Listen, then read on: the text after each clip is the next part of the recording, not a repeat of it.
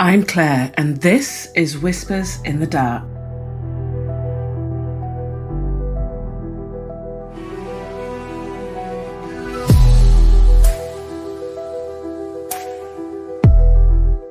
It's the 14th of February 1981, a Saturday night in a small German town. A young woman walks out of a pub into the cold, turns towards the bus stop at the edge of town. She's 22 years old and the night is young. She has friends waiting for her 15 kilometres away in a club. The plan, the usual Saturday night for young women the world over. Dance, drink, have fun with her mates. That freedom, that time of your life. And that is the last time anybody saw her alive.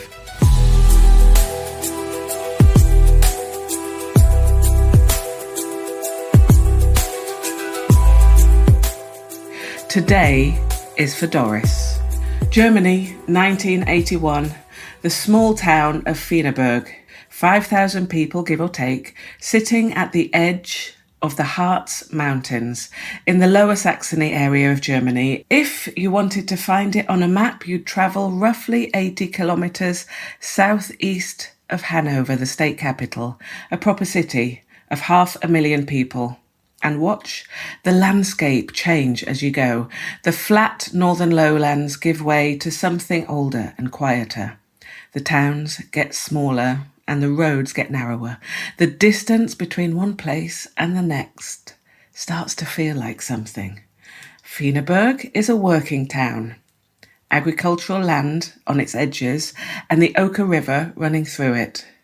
The keep of an old castle rising above the rooftops, a remnant of a medieval fortress that had watched over the valley for longer than anybody could reasonably imagine. A butcher, a baker, a post office, a pub, and the shops closed at lunchtime on Saturday and didn't open again until Monday, and the church still drew a big crowd. But what it was, above all else, was a place where people stayed, where families had lived on the same streets for 3 or 4 generations, where women behind the counter at the bakery knew your grandma. The doors of these towns were open in a way that cities weren't. People appear when you need them and sometimes before you need them. Children cycle to school without a second thought because the roads are their roads and everybody on them is known.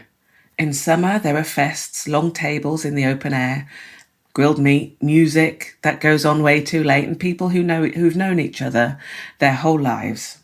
The pace of these towns is their own.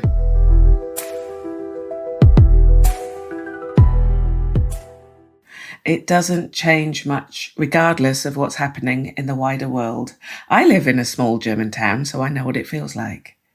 For a young woman in Freiburg in 1981, that meant something specific. It meant walking alone at night and not being frightened. It meant asking a stranger in a pub for a lift wasn't a reckless thing to do, because in a town of 5,000 people, a stranger is someone that you half recognise, someone whose parents know your parents, someone who went to school with your cousin. The social fabric was dense enough that trust was the default, not the exception. And that is the world that Doris Mundt was moving through on the night she died. To the south, the Harz Mountains, dense spruce forest, cold, narrow valleys, medieval mining towns built into hillsides by people who spent generations pulling silver and copper from the rock. In February, the ground freezes solid and the light goes by 4 o'clock in the afternoon. The roads between villages are long and empty by 9 o'clock. And to the east, past the tree line, past the ridge, a border. One of the hardest borders in the world. After the Second World War, Germany had been divided. To the west, the Federal Republic, a democratic, rebuilt country that was open. To the east, the German Democratic, the GDR, or in Germany the DDR, sealed behind wire and watchtowers and minefields. The border ran through the hills south of Wienerberg. By 1981, it had been a reality for 30 years, and on a clear day, you could see the wire. That's the landscape that Doris lived in, a small town, a frozen February day, and a young woman putting on her coat.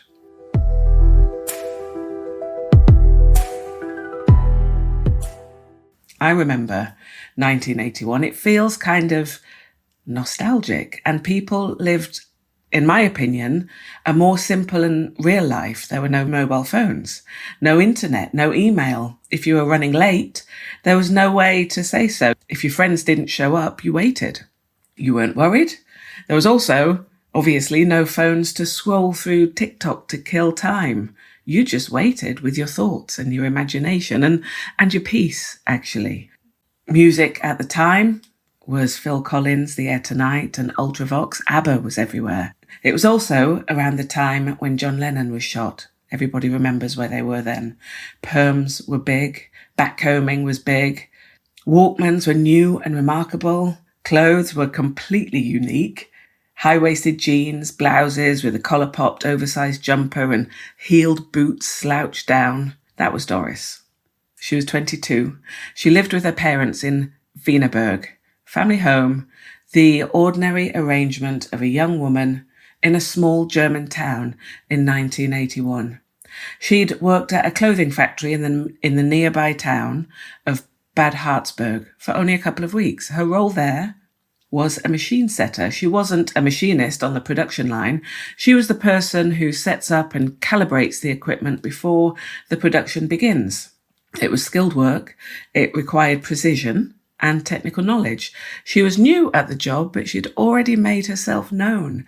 Colleagues liked her. Her supervisor spoke warmly of her.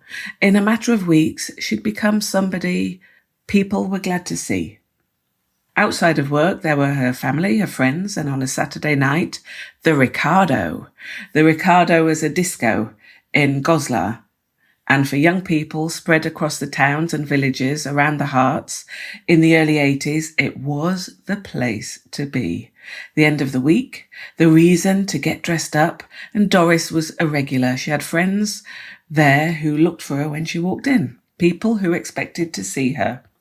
She had no car, 15 kilometres between Wienerberg and Goslar, and the bus service, especially on a Saturday night, was limited at best. So she had her own system. She'd go to the Germania Quelle, a Gaststätte or local pub, just a few hundred metres from her parents' front door, and she'd ask around for a lift. Someone was usually heading to Goslar on a Saturday night. Someone usually had a seat going spare. It was unremarkable and a reliable infrastructure in small town life, built on the assumption that people around you were largely to be trusted. In a town like Wienerberg, that assumption had always been reasonable. Friday, the 13th of February, Doris was at Ricardo's on the dance floor. Her friends around her singing, dancing, and having the best of girly nights. It was a great night, and they made plans to meet on the Saturday night, also at Ricardo's. It would be Valentine's Day. So Saturday she left home at 8 in the evening, and she walked to the Germania Quelle. She asked around, but nobody was going to Goslar that night, so she left the pub. Plan B. She headed to the bus stop at the edge of town, where the road turned south towards Goslar. At around 8:20, she was trying to thumb a lift, standing on the roadside in February in the dark, waiting for a car to slow down, and one did. She got in.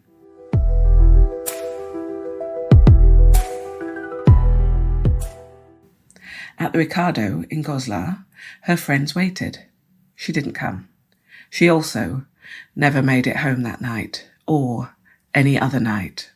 The 15th of February, the next morning, a Sunday, cold and white with a sprinkling of snow. The Siebenteich, the Seven Ponds, is a stretch of open recreational land running along the main road just outside of Wienerberg, popular with couples away from the lights of the road, was private.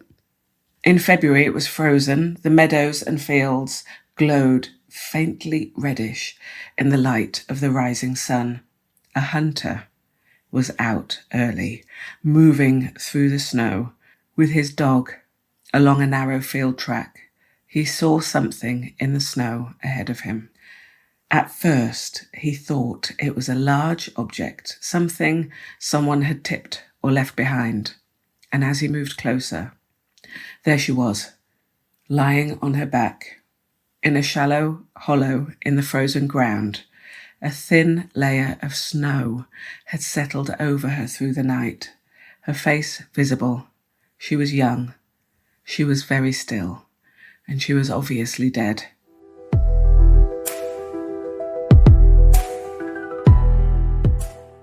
He didn't know her name. The hunter walked home and called the police. The young woman, however, was easy to identify. Her handbag lying next to her, it was Doris Mundt.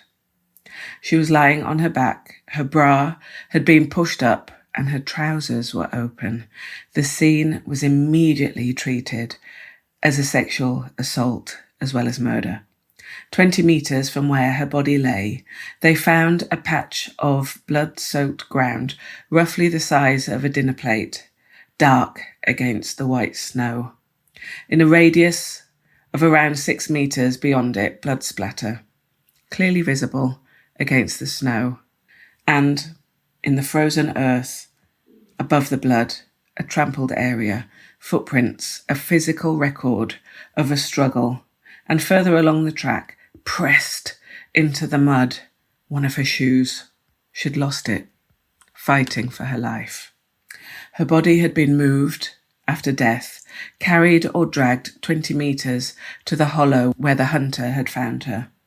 Someone had tried in some minimal way to conceal what they'd done. The forensic team worked the scene methodically, pressing numbered evidence markers into the snow behind each item they catalogued: ash, residue, tyre tracks, boot prints, and Spur Nummer 15.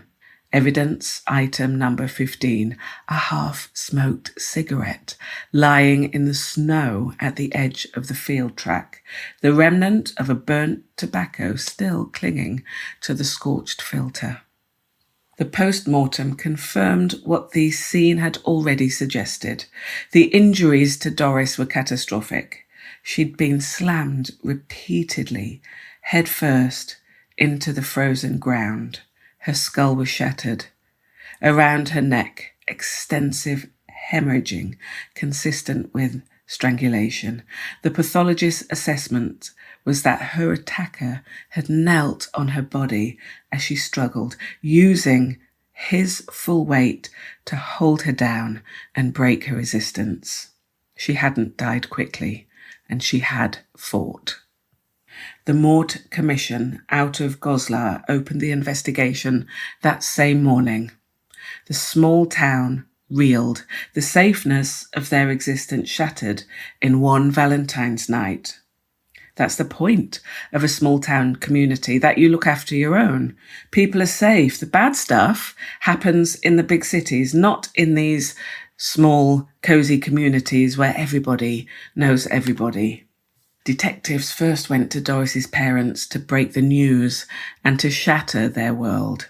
They described the planned night out, the regular trips to the Ricardo, the system their daughter had worked out for getting there, the Germania Quella, the lift she looked for every weekend. Officers went to the pub immediately and they spoke to the landlord, the staff, and every guest that had been there on the evening of the 14th.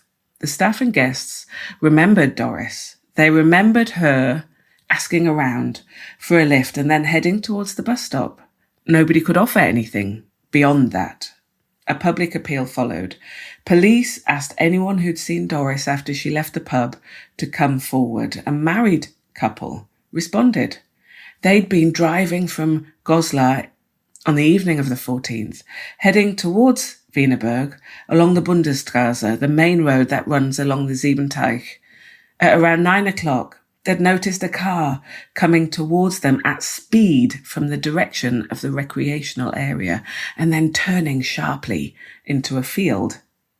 The kind of turn you make when you know exactly where you're going. The darkness had made it impossible to see detail, but the shape of the car had stayed with them. Box-shaped, a roofline that sloped. It was something, possibly a Volkswagen Derby. It was a start. Then, on the 24th of July, 1981, already 5 months after Doris had died, her case featured on Germany's long-running crime TV construction program, broadcast to millions. A reward of 4,000 Deutschmarks were offered.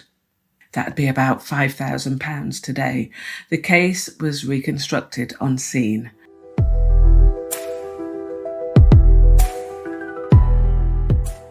Doris's face was shown. The phones ran hot that night. Viewers called in. A witness believed they'd seen Doris getting into a car. Another one thought they'd found her handbag. Each lead had to be followed slowly and methodically. However, also slowly, the case went cold. They led nowhere. What did happen? Young women called the program to say that they'd stop hitchhiking because of what had happened to Doris. Obviously today, hardly anybody hitchhikes anymore, but then it was commonplace. It was actually old school car sharing. The Maud Commission worked the case for a year. The car remained unidentified, but it was still something. The cigarette had been analysed, saliva detected from 2 people. In 1981, the available science was blood group sector testing. The ABO system gave investigators 4 possible blood types: A, B, AB and O. Around 80% of people secreted those antigens into their body fluids, saliva among them, which meant a shared cigarette could yield meaningful biological information. It could place each contributor into a blood group.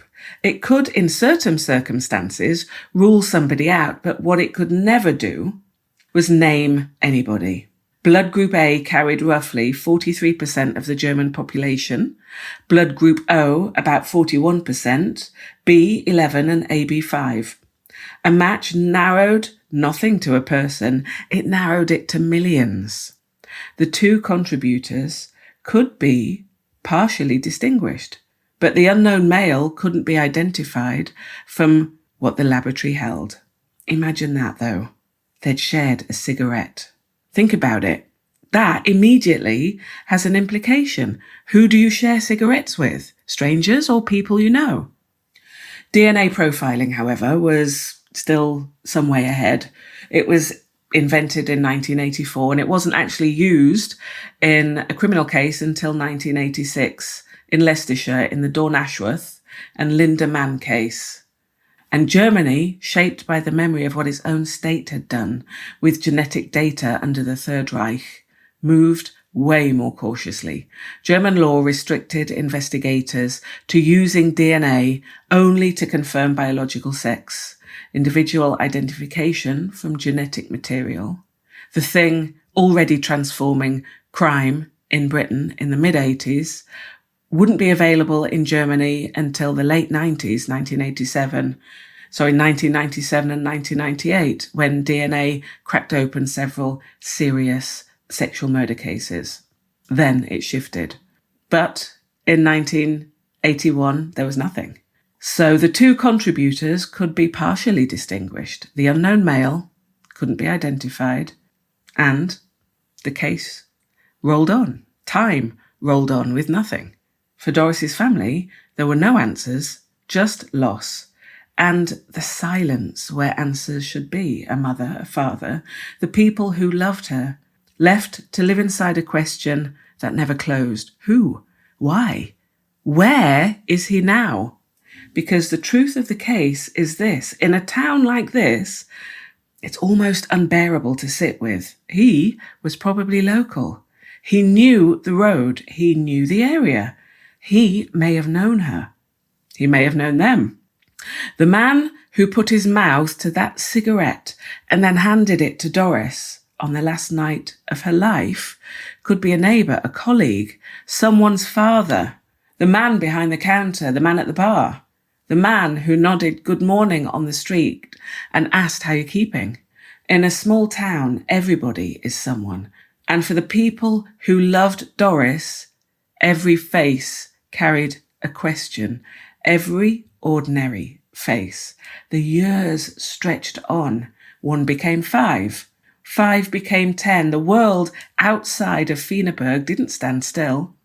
The Berlin Wall came down in November 1989, and Germany wept and danced in the same breath. The country reunified.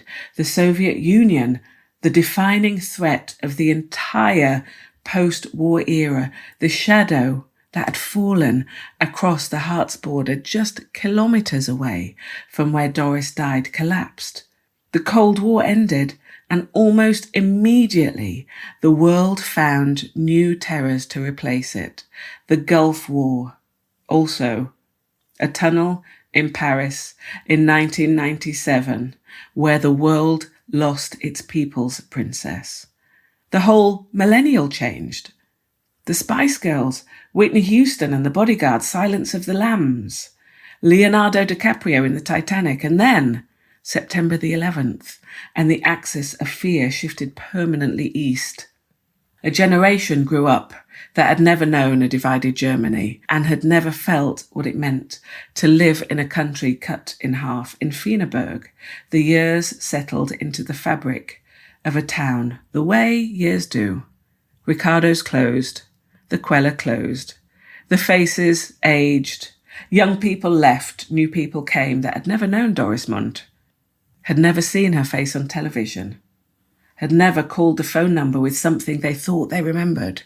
The town moved on because towns have to. But for those who remembered, and some of them always would, the question never left. It sat in a room with them. It sat across the bar from them. It walked past them on the street. He was still out there. In all likelihood, he was still right here. 24 years stretched out, waiting for answers, and slowly, gradually, giving up hope.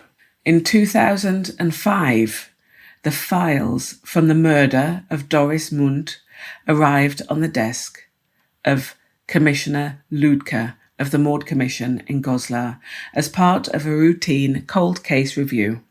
Ludke read through everything: the witness statements, the scene photographs, the forensic reports, the dead ends, documented honestly and in full. He found the case had been worked thoroughly and well, and they'd just run out of road. No fault of the investigators who'd worked it. And he found Spur Nummer 15, still in its evidence bag, still carrying what it had always carried, and he sent it to the lab. The lab examined the cigarette again.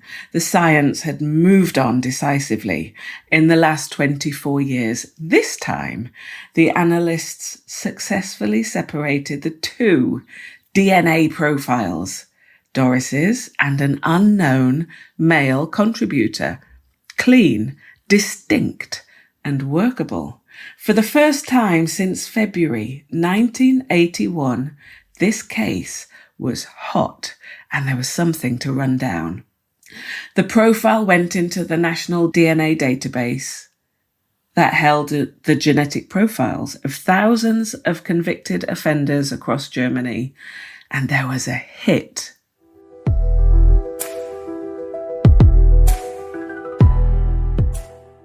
The DNA on the cigarette belonged to a man already in the system, already known to police, a man who had grown up in Wienerberg, who had known the streets and who had known the town. His name was Manfred M. Now, German law protects the full identity of convicted criminals. The principle sits at the heart of the German justice system. Rehabilitation is the goal. And permanent public identification works against this.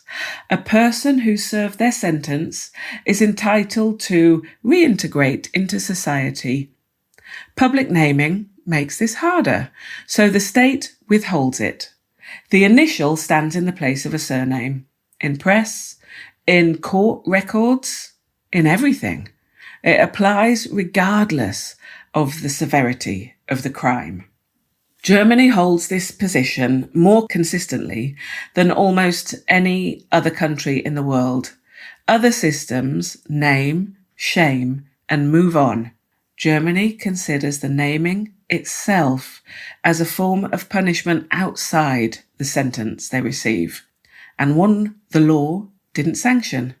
He will be Manfred M., and that is how Germany decided it. What it means for the people who live alongside men like him is a harder question, and one that Germany hasn't finished answering. So, he was 30 years old when Doris died, born in Wienerberg, the same small town as her. His parents still lived there in 1981 in a dark brick house in the town centre. He knew the Germania Quelle, he knew the road to Goslar, and he knew the Siebenteich. He'd been convicted of aggravated robbery in 1978 and sentenced to 5 years. He was serving that sentence in February in 1981, but he was on weekend release on the 14th of February. He had Freigang. He'd been home visiting his parents. And guess what car his parents drove? An orange Audi 80, built in 1970, and he was allowed to use it when he visited his parents. Lüdke went back to the married couple's statement. The car they'd seen turning at speed into the field track at the edge of the Siebenteich at 9 o'clock on the night that Doris died, box-shaped, roofline sloping towards the back, possibly an Audi 80. By 2005, Manfred M. was 54, he'd been twice divorced, and had spent the better part of his life in prison. After his release from his first sentence, he'd reoffended a series of brutal, aggravated armed robberies, convicted in 1985 and sentenced to 15 years. In the year 2000, a court placed him in preventative detention. I'll have a go at saying it. Sicherungsverwahrung. Preventative detention. That's designated in German law that he was deemed too dangerous to be released at the end of a normal sentence. His case would be reviewed every 2 years, and he'd be considered for release. And since then, they'd obviously denied it. He'd been inside continuously since 1985, and the evidence was compelling. In many courtrooms around the world, it would have been enough. A DNA match from a cigarette found at the scene, mixed with Doris's DNA, a car matching the witness description belonging to the parents, a man on weekend release from prison, in town on that night.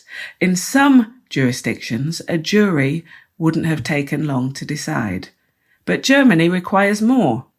The legal system sets a high bar for conviction, higher than many of its counterparts. Circumstantial evidence, even a stack of it, leaves reasonable doubt.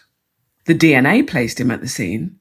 It placed his mouth on the cigarette, but it didn't place his hands on Doris. He could have shared the cigarette with her hours earlier. The car could have been borrowed that night from somebody else. The Freigang placed him in Wienerberg, but it didn't place him on that road. Lüdke needed more. He needed a confession. And Manfred M. had spent 20 years in the German prison system. He knew exactly how much his silence was worth. He had nothing left to lose, no reason to cooperate, in fact the opposite. No incentive to speak. Lüdke knew this before he picked up the phone. A conventional interrogation wasn't going to produce a confession. Manfred had spent decades learning to give nothing away. He'd sat in interview rooms before. He knew exactly what silence cost him and what it saved him. Whatever Lütke brought into that room would have to be something Manfred M. had never faced before. So Lütke had one chance, and he came up with a plan. Lütke would take Manfred M. back to the night of the 14th of February 1981, physically. Every location, every detail, the route, the streets, the car, the bus stop, the field track, and Doris. Reconstructed as completely as 24 years would allow, and placed around him so that he would have no choice but to stand in it. The car first. By 2005, there were exactly 2 orange Audi 80s of the 1970s model year still registered anywhere in Germany. 2. And Lütke found one. The owner agreed to participate on one condition. He would drive his car himself, and Lütke agreed. We don't know how far he drove to bring that car to Wienerberg. We only know that he came. The clothes that Doris had been wearing the night she died had been held in evidence storage for 24 years, preserved, intact, folded into an evidence bag, while the world outside had changed beyond recognition. Early 80s, everybody knows what that means. The cut, the style. You could place those clothes in a decade without a label. A female colleague from the Maud Commission agreed to wear Doris's clothes, to be Doris. Lütke asked, and she said yes. Her hair was styled to the era, dark, full, backcombed. The particular volume that belonged entirely to that moment, the shimmer, the blue eyeliner, that every woman of a certain age remembers without being told. Every element carried the same message: the car, the road, the clothes, the woman at the bus stop. And that message is, we know where you went. We know what you drove. We know you killed her. We know everything. Manfred M. would know the moment he saw the car that it was staged, and that was the point. Lütke was trying to break him, with the message full and unimaginable, and the weight of what he'd done made present and inescapable. You can't argue with a ghost. You can't dismiss what's standing right in front of you on the street. So the plan was ready, and the stage was set. Manfred M. was collected from prison by a police patrol car. A colleague of Lütke's drove, and Lütke took the back seat next to the prisoner, Manfred M. He wasn't even told where he was going. The route headed toward Wienerberg, and Lütke watched him throughout. His task was simple: miss nothing. As the car passed the point on the Bundesstraße where, 24 years earlier, the witness couple had seen the vehicle turn sharply onto the field track at the edge of the Siebenteich, Manfred M.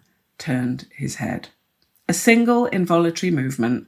His eyes went to the window. A fraction of a second for Lütke, though. It was enough. He'd got him. It was working. In Wienerberg, they reached the town centre, the dark brick house where his parents had still lived, and outside, parked exactly where it used to be parked, was what he thought his parents' orange Audi 80. It was there, parked on the curb, exactly as it used to be. In 2005, it looked like something from another world entirely. Cars had changed beyond recognition in 24 years, the shapes, the colours, the scale. This one belonged in a different era. That vivid, almost aggressive orange of the early 70s design, sitting on a modern German street.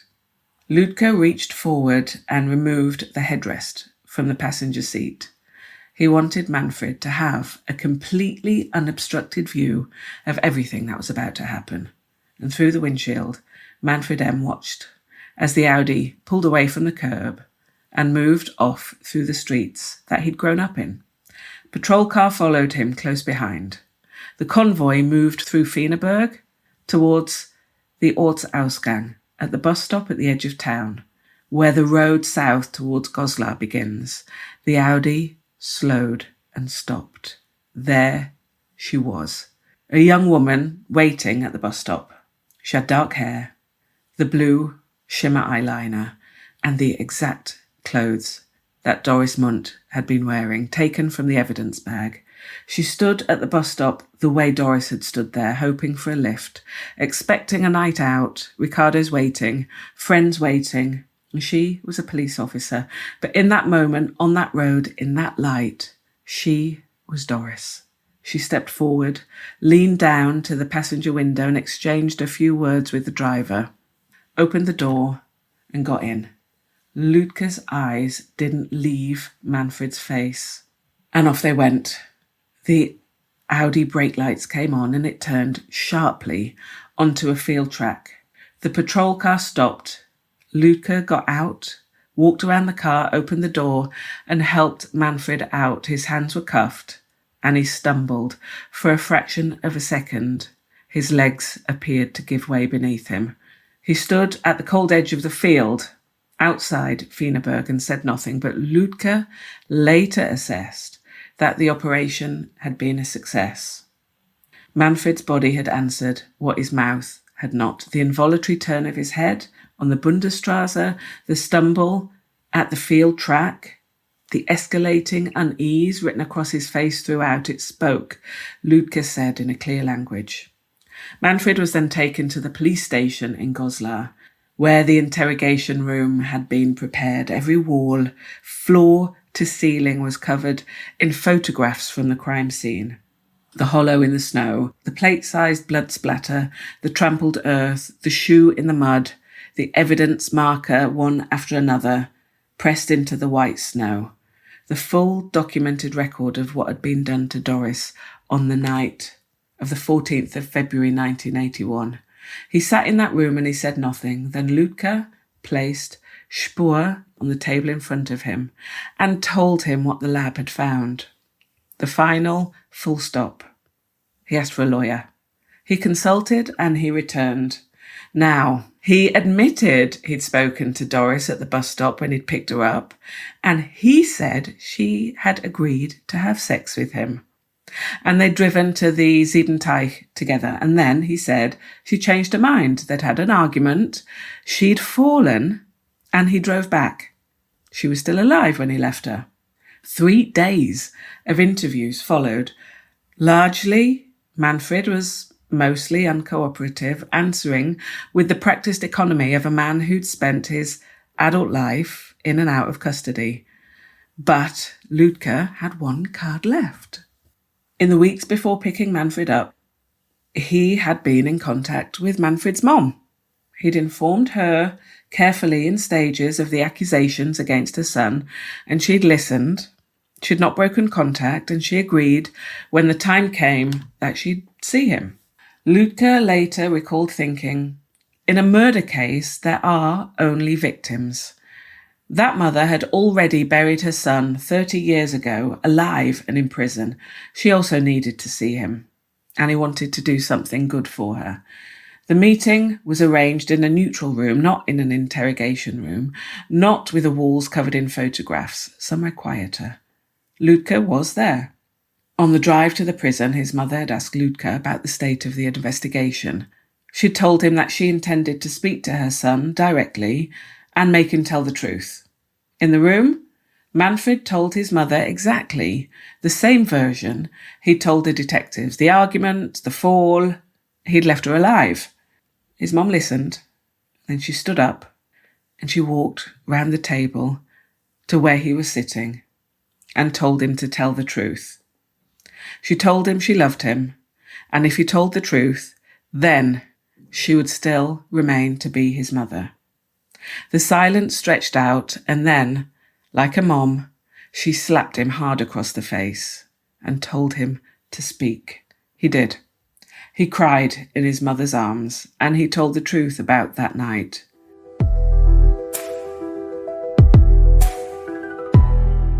That it had happened exactly as the police had shown him in the reconstruction, that he'd sexually assaulted Doris, that she'd fought a lot, but he was stronger.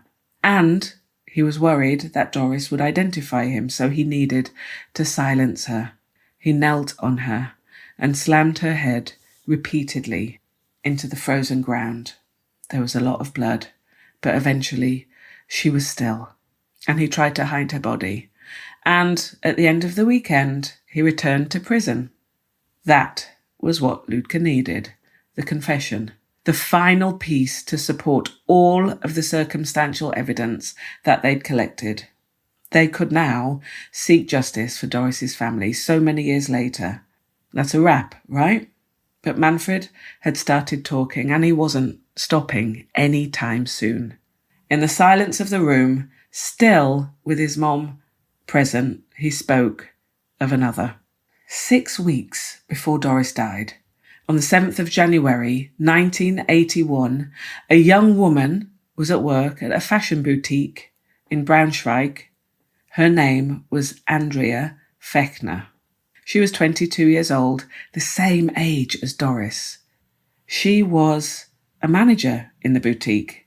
She ran the place, trusted with the keys, trusted to lock up alone at the end of a shift. Braunschweig sits 55 kilometres north of Freiburg, a city of 300,000 people, a different police district, a different jurisdiction, a different set of investigators with their own caseload, their own filing cabinets and their own pressures. 55 kilometres and a world apart from the small town on the edge of the Harz where Doris had lived. Manfred was on Freigang that weekend. The same sentence, the same arrangement, the same prison that 6 weeks later would put him on the road outside Freiburg on the night of the 14th of February. He attacked Andrea in the boutique. He sexually assaulted her. He beat her with such force that when the police arrived, she was still alive. Detective Kunkel was called to the scene. Andrea was taken to the hospital. The doctors fought for her life. It looked like a robbery had turned into something else entirely when the post-mortem's finding came back and that she'd been sexually assaulted. They realised that this wasn't a robbery that had gone wrong. She died 3 days later from her injuries, and Manfred drove back to prison that night and reported in as if nothing had happened. The investigation in Braunschweig had a suspect. The prosecutor had interviewed Manfred M. in 1985 when the armed robbery convictions came. He suspected him of Andrea's murder. He said he knew it, the way experienced prosecutors know things that the evidence hasn't quite caught up with yet.